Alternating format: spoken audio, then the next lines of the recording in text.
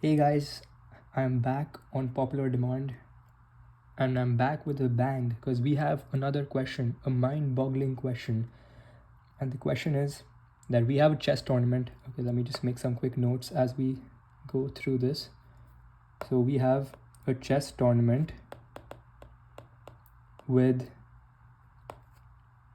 2 to the power n participants. 2 to the power n participants. I can't spell right now. Okay, so we have 2 to the power n participants, and it is a merit based game, as all chess games are. So each player has a unique competency, right? Unique competency. I don't know how to spell competency, Loki, but essentially what this means is that the better player always wins, right? It's a fair chess game. So it's a regular tournament, which means that there are rounds and each player has a 1v1 to progress to the next round. And the problem we're trying to solve is, what is the probability that the final game of this tournament will be between the best two players, so the players with the top two highest competencies, right? So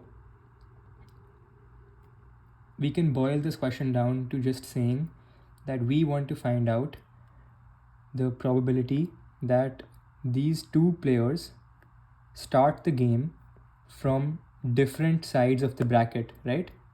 That will ensure that they meet in the final, right? This is a common bracket. I hope I made that well. But anyways, to crunch this out, we can start off by just calling k as 2 of n, just for convenience. I don't like the way I wrote that k, right? Okay, and we can label our two strongest players as player number 1, and the runner-up can be player number 2. We want these two in the final, right? Okay, and we can also assume that all the positions in the bracket are equally likely for each player to be given to, right? It's a fair game. Okay, so now the total number of ways that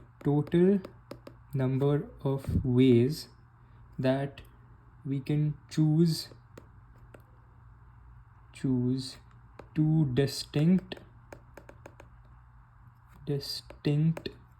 spots or slots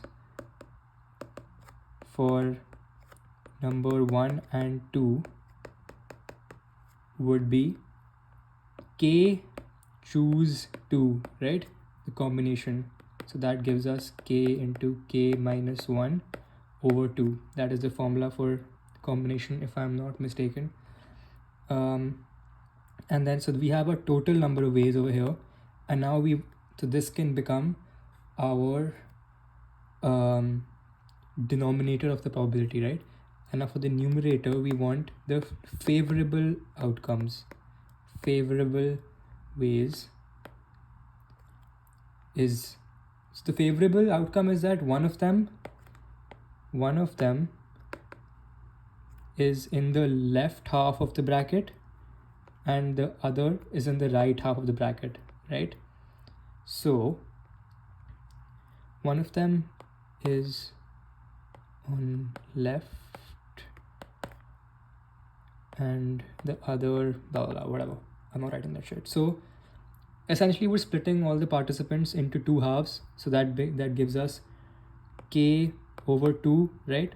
So that's the total number of ways, that favorable ways, that one guy is on the left, and then also other guy on the right should be another k over 2. So that gives us k square by 4. This is our total number of favorable ways. So I guess that the probability that of these two guys being in opposite ends of the bracket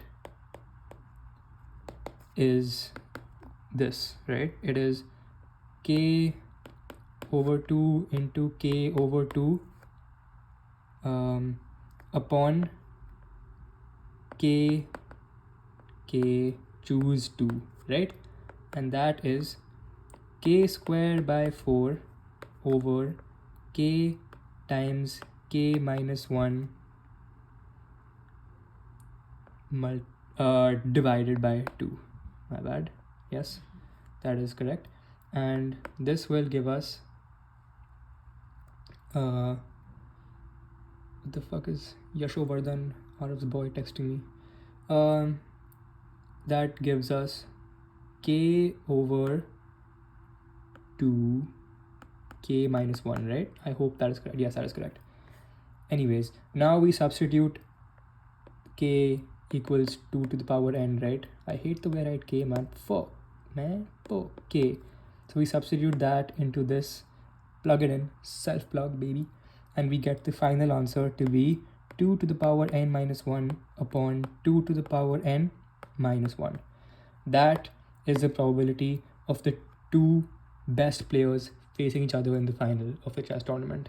I hope you guys enjoyed. Leave a like, follow, subscribe, comment down below if you found this helpful, and I'll see you in the next one. And make sure you're on the bell icon